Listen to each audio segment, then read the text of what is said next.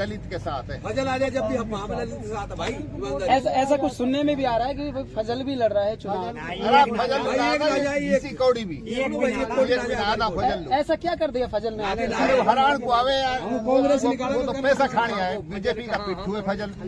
पंडित जी हम यहाँ से अपने सांसद अलवर से कांग्रेस को बनाना चाहें, सीधी बात है। आगे की हमारी कोई जिम्मेदारी नहीं, जिम्मेवारी ना है आगे ये जाना इनको काम जाने। सीधी बात है, हम अलवर जिला से अपना कांग्रेस का प्रत्याशी बनाना चाहते हैं। तो आपको क्या ऐसा लगता है कि भाई कांग्रेस प्रत्याशी अगर जो जीत जाता है अंदर अब भी नहीं जीतेगा तो जीतेगा ही नहीं। अगर जो कैंडिडेट है उनकी जांच कराएं और उनको जेल भेजें जब मानते हैं भाई हाँ ये सरकार ने सबके साथ एक साथ करती है। जब माने इस सरकार को क्या अच्छा किया कर दिया इसने बीजेपी ने। ये तो भिड़ा के उनको मारती है पब्लिक को, और इन भाई ये अंग्रेजों वाली नीति है इनकी, फूट डालो और राज करो, ये है भाई जाओ, ये है इनकी नीति। लेकिन अब अपन इस क्षेत्र की बात करते हैं अलवर क्षेत्र की, तो अलवर क्षेत्र के अंदर जो लोकसभा क्षेत्र है इसके अंदर 2 कैंडिडेट उतारे हैं, जिसमें कांग्रेस पार्टी से ललित यादव और बीजेपी से भूपेंद्र यादव। तो आपको क्या लगता है इनके? भाई हम तो ललित को देंगे, कांग्रेस वाले को देंगे, बात ये है कहीं उतार दे कांग्रेस को वोट देने हमें। तो आपको तो बस मामला सारा खराब कर दिया। ऐसा क्या कर दिया? अरे यार देख रहा है, तो वो काम कर रहा है, मानस ने मरवा रहा जगह जगह, कोई दिक्कत बीजेपी सगले मानस ने मरवा रही, मनमानी कर रही, मकान तोड़वा रही और देश भी चलवा रहा जगह जगह। कहाँ चल रही है ये हमारा खानपुर में आज सर में हो रही है, आज देश लग रही है पालन रोड के पास मनमानी हो रही है। अवैध कायदे हमारे इनका कहा बाप मामले हमारा पहाड़ है, हमारा जंगल है, हमारा गाँव कहाँ को दिया है। इधर की तरफ भाई हमारा है तो जंगल पहाड़ तो हमारा है। अपने बच्चों को लेकर पड़ा है वहाँ, मान रहे वो सरकार की जमीन, सरकार की सारी जमीन है यार, सारी ले ली सरकार, फिर हमने भगा, हम भी सरकार भगा दिया यहाँ से, अपने अंडर ले ले सारी जमीन को। भाई एक अपने बच्चों को लेकर वहाँ पड़ा हुआ है, उसके पास कोई आसरा है नहीं, उसको वाकई अगर जो वो सरकारी जमीन खाली कराता है तो उसको फिलौट दे कहीं। सही बात है, कहाँ जाएगा वो गरीब, कहाँ जाएगा गरीब आदमी। चुनाव को बहुत ज़्यादा प्रभावित करता है। तो ये अलवर जिले के शीर्ष नेताओं का मानो, राजस्थान लेवल का मानो, या ये ऐसी के नेताओं का मानो, जिस रोज़ उन्होंने इन ललित जी को टिकट दिया था, चुनाव तो उसी रोज़ होगा था। बाकी अब कहने को खूब कह लेते हैं, बड़े आदमी भूपेंद्र जी माने हुए हैं, कई मंत्री भी रहे, केंद्र में फिलहाल भी हैं, राज्यसभा सदस्य भी रहे हैं। बाकी आम जनता जिस प्रकार से अपना कैंडिडेट चाहती है, जनता के माइंड में, उनके दिमाग में वो कैंडिडेट फिट नहीं बैठ रहा है। जनता को चाहिए अपना लोकल स्थानीय व्यक्ति, कोई व्यक्ति चाहे तो उससे घंटे 2 घंटे 5 घंटे 1 दिन 2 दिन में मिल सके। आम जनता का रूप ये है कि इसका तो पता नहीं यार कहाँ का है, कहाँ रहेगा, मिलेगा कि नहीं मिलेगा। इसकी पहली बात। दूसरी बात, ये स्थानीय न होने के कारण यहाँ पर इसका रहना बहुत कम होगा। केंद्र की राजनीति करी है इसने, स्थानीय इसका कोई लेना देना नहीं है। तो एक MP बहुत बड़ा क्षेत्र होता है, 28.5 लाख वोटर हैं, 28.5 लाख तो वोटर ही हैं। आबादी कितनी बड़ी होगी, भौगोलिक क्षेत्र कितना होगा, तो इसके लिए इतना तो संभव ही नहीं है।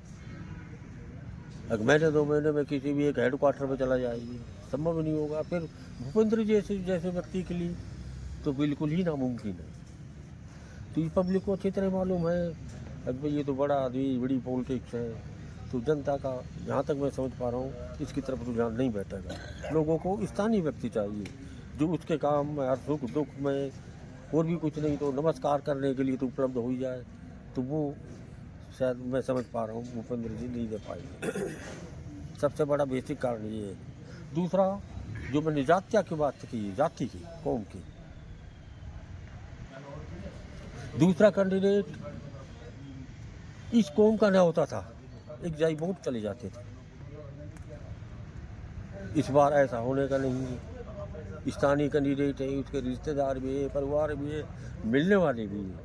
दूसरी ऊर्जावान है, जवान लड़का है। भूपेंद्र जी तो वृद्ध उसमें चले जाते हैं, न डोला भरना इतना कर पाएंगे जितनी भाग दौड़ वो करने में सक्षम है। युवा है, युवाओं की जमात, वो पहले भी अपने यूनिवर्सिटी के समय से ही राजनीति में है उनका, तो यूथों से उनकी बहुत ज़्यादा जानकारी है, क्षेत्र में काम करने वाले हैं, तो यूथों पर उनकी बहुत ज़्यादा पकड़ है। तो जो ये यूथ वोटर हैं आज उनकी संख्या बहुत ज़्यादा है, तो निश्चित रूप से उन लोगों का बहुत झुकाव ललित जी की तरफ रहेगा, न कि मैं समझ पा रहा हूँ। बाकी और वहां पर एक चरण में चुनाव करा रही है भारतीय चुनाव आयोग, क्योंकि केंद्र सरकार की कठपुतली बना हुआ है चुनाव आयोग। उनको केंद्र सरकार को मालूम है कि साउथ में हमारे लिए कुछ नहीं है, हम वहां सीटें नहीं ले सकते, क्यों टाइम बर्बाद किया जाए। हाँ, बिहार में हम नफरत फैला सकते हैं, हिंदू मुसलमान की बात कर सकते हैं, वहां की 40 सीटों पे हम 7 चरण में 7 फेज में चुनाव कराएंगे हम, क्योंकि वहां हम नफरत फैला सकते हैं, हम संभावना है, जबकि वहां भी वोट नहीं मिलेंगे। देश समझ चुका है, बिहार ही नहीं पूरा देश समझ चुका है कि अब नफरत हिंदू मुसलमान भारत पाकिस्तान ये नहीं चलेगा। विकास की बात होगी, रोजगार की बात होगी, किसान की बात होगी, भ्रष्टाचार मुक्त भारत की बात होगी। इन मुद्दों पर वोट डलेगा, ना कि हिंदू मुसलमान भारत पाकिस्तान मंदिर मस्जिद के नाम पर चलेगा। इसलिए ये बात बिल्कुल गलत है कि मोदी की लहर है या मोदी का फैक्टर काम कर रहा है। ना कोई फैक्टर है, ना कोई लहर है, कुछ भी नहीं है। लेकिन वकील साहब, हम तो ये देख रहे हैं कि लगातार ये गारंटी दे रहे हैं कि भाई इसकी गारंटी है, इसकी गारंटी है। आपके पास क्या गारंटी है? हमारे पास गारंटी आप ये देखिए। सबसे पहली गारंटी ये है कि हमारे एक नेता आदरणीय राहुल गांधी जी गारंटी देते हैं इस देश में भाईचारे की, गारंटी देते हैं इसको देश को जोड़ने की, गारंटी देते हैं संविधान को बचाने की, गारंटी देते हैं संविधान को नहीं तोड़ने देने की, और गारंटी देते हैं महिलाओं को हर साल 1 लाख रुपए सालाना हर महिला के खाते में डालने की, गारंटी देते हैं अग्निवीर को खत्म करने की, जो युवा विरोधी जो योजना ये सरकार लाई है, गारंटी देते हैं किसानों को MSP की, बेरोजगारों को गारंटी देते हैं रोजगार की। तो हमारी कांग्रेस पार्टी ने तो जो कहा किया, जो दिया। कभी कथनी और करनी में कांग्रेस पार्टी की में फर्क नहीं आया। कथनी और करनी में फर्क सिर्फ भारतीय जनता पार्टी की में है। 2 करोड़ रोजगार सालाना की बात थी, कहां है? 15 लाख खाते में आएंगे, कहां है? आए? किसानों की आय दुगनी कर देंगे, हुई क्या? महंगाई बहुत हुई, महंगाई की मार अब की बार मोदी सरकार। महंगाई कम हुई क्या? डीजल पेट्रोल गैस कहां है? 2004 में कहां छोड़ा था? डॉक्टर मनमोहन सिंह जी की सरकार ने कहा थे रेट? रुपया गिरने की बात करते थे ये। जब ये मुख्यमंत्री हुआ करते थे उस समय कहते थे कि मित्रों, मैं शासन में बैठा हूं, मैं जानता हूं ऐसे रुपया नहीं गिरता।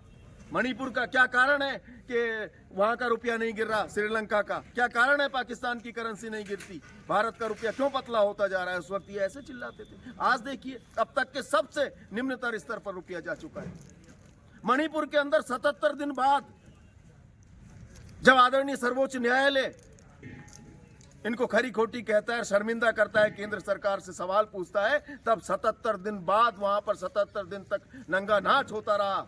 हमारी माता बहन और महिलाओं के निर्वस्त्र करके उनके अंतर अंगों को बुरी तरह से नोचा और खसोटा गया। उस पे इस व्यक्ति की उस पर इस व्यक्ति का एक स्टेटमेंट नहीं आया। 77 दिन बाद ये बोलता है, आज कहता है कि मेरा भारत मेरा परिवार। क्या मणिपुर इस प्रधानमंत्री नरेंद्र मोदी का परिवार नहीं था? वो भारत से बाहर है, वो पाकिस्तान में है। कहते थे ना खाऊंगा ना खाने दूंगा। उसका खुलासा आदरणीय चंद्रचूड़ सिंह जी ने कर ही दिया, जो मैंने अभी पहले आपको बताया कि इन्होंने बीफ कंपनियों तक को नहीं छोड़ा, गाय तक की दलाली कर दी इन्होंने। लेकिन सर, हम बात करें लोकसभा 2024 के चुनाव की, जैसा कि काफ़ी जो सीनियर कार्यकर्ता थे जिन्होंने दामन छोड़ दिया, उनके बारे में आप क्या चाहेंगे? ऐसा है,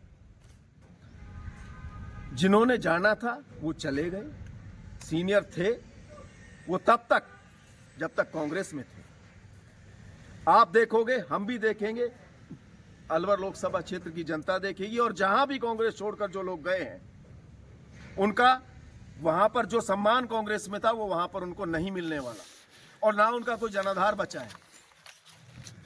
रही बात छोटा मोटा कोई टिकट मांगता है, टिकट नहीं मिलती है, विरोध करते हैं, चलता रहता है, ये कोई नई बात नहीं है। इससे कोई कांग्रेस के चुनाव पे, लोकसभा के चुनाव पे कोई फर्क नहीं पड़ने वाला। लेकिन हम देख रहे हैं यहाँ पर भाई ललित यादव को टिकट दी गई है जी, उधर की तरफ से हम देखें कि भाई भूपेंद्र यादव जी को टिकट दी गई है। जी। दोनों यादव हैं, क्या कुछ नया होने वाला है अब की देखो बार? ऐसा है, जब यहाँ भारतीय जनता पार्टी के सामने हमारी कांग्रेस पार्टी ने यादव प्रत्याशी उतारा है, निश्चित रूप से वह जीत कर गया है और संसद में उसने प्रवेश किया है। रही बात जो दूसरा यादव है, उस यादव के बारे में सब जानते हैं, ना तो अलवर की बारे में वो जानते हैं, ना अलवर की पृष्ठभूमि का उनको पता है, ना उसका भूपेंद्र यादव जी का अलवर में कोई योगदान है। 12 साल से वो राज्यसभा सांसद चले आ रहे हैं, 2 योजना हो गई उनको, उन्होंने आज तक अलवर के लिए क्या किया? अलवर के बारे में आप कहीं ग्रामीण में तो छोड़िए, अलवर शहर के बारे में उनको ये नहीं पता कि होप सर्कस कहाँ है, मोती डूंगरी कहाँ है, और वहाँ का हॉस्पिटल कहाँ है, और कलेक्ट्रेट कहाँ है। बाकी तो छोड़ दीजिए आप।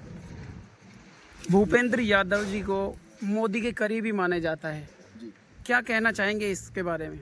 नहीं, मोदी के करीबी हैं नहीं हैं, करीबियों को तो उन्होंने सबको ठिकाने लगा दिया। जनता क्या कहती है, जनता देखेगी करीबी है कि नहीं है। मोदी जी के करीब होना कोई बड़ी बात नहीं है, प्रत्याशी वो जीतेगा जो जनता के करीब होगा, जनता के बीच होगा, और जनता के करीब और बीच भाई ललित यादव है। जी की तरफ आपने बहुत बहुत समय दिया वकील साहब, बहुत बहुत आपका धन्यवाद। दोस्तों, अगर जो कोई भी सवाल हो आप कमेंट बॉक्स में मेरे को ज़रूर बताएं, मैं ज़रूर आपके सामने उन सवालों का समाधान लेके आऊँगा। और क्या कहना चाहेंगे साहब?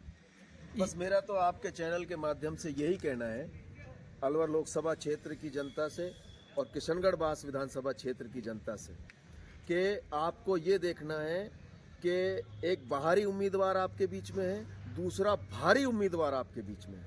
भारी ललित यादव है और बाहरी भूपेंद्र यादव जी हैं। इसलिए भारी और स्थानीय प्रत्याशी का चुनाव करें, और अलवर लोकसभा क्षेत्र के विकास के लिए, इसकी दशा और दिशा को तय करने के लिए अच्छे व्यक्ति का चुनाव करें।